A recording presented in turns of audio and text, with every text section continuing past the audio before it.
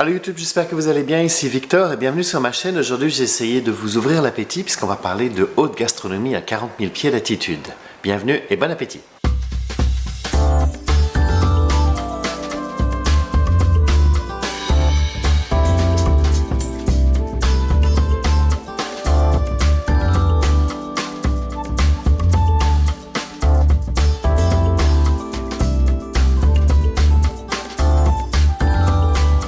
Alors, les compagnies aériennes vont changer leur menu de manière assez régulière, en général tous les 3 à 6 mois, mais c'est pas la même bouffe qui est servie dans tous les avions pendant 3 à 6 mois puisque ce qui va vous être servi à bord dépend de votre destination, dépend de l'heure de votre départ et de la durée du vol. Les menus sont conçus en général par des très grands chefs, au moins en ce qui concerne les classes affaires, première classe et parfois premium économie.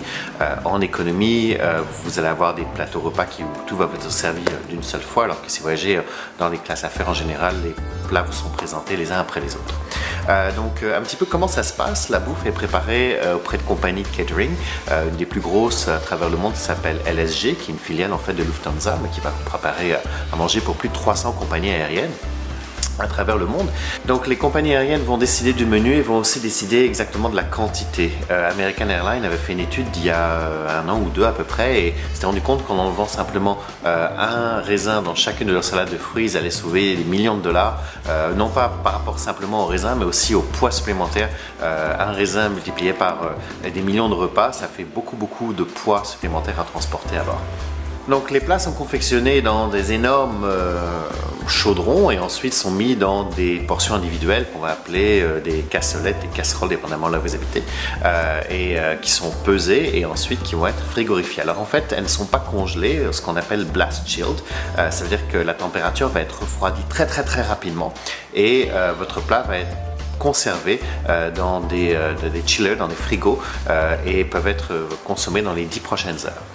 Le plat qui est dans ces cassolettes à ce moment-là n'est pas encore mangeable, même si vous le réchauffez directement, tout simplement parce que tout n'est pas complètement cuit. Le poulet est cuit à peu près à 60%, le bœuf est cuit jusqu'à peu près 30%. Le reste de la cuisson va se faire directement à bord. Donc de ces salles d'entreposage, le repas va être amené à bord dans des camions réfrigérés et mis dans les frigos de l'avion jusqu'au moment où on va préparer le repas à bord. Donc on met les plats chauds dans des fours, ce ne sont pas des fours à micro-ondes, ce sont des fours à convection qui vont envoyer de l'air chaud pulsé et en général on est capable de réchauffer un plat environ une trentaine de minutes, entre 20 et 30 minutes dépendamment du plat. Et ensuite il va être prêt à vous être servi directement à bord. Lorsque vous voyagez dans les classes premium, au lieu que tout vienne en une seule portion, tout va être cuit séparément. Donc les légumes vont être cuits séparément de la viande, qui va être cuit séparément de la sauce, etc.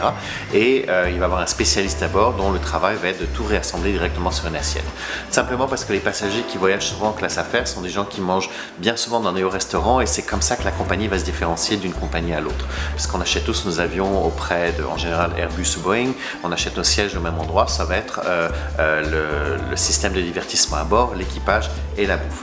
Donc notre grande différence va être comment la qualité et la présentation de la bouffe qui va être servie dans les classes premium. Le dernier point que je voulais aussi ajouter, c'est si vous voulez aider vos agents de bord, je sais bien souvent quand vous voyagez en classe économie, pour nous aider, des passagers vont essayer de tout empiler sur le plateau, disant oh, ça va les aider.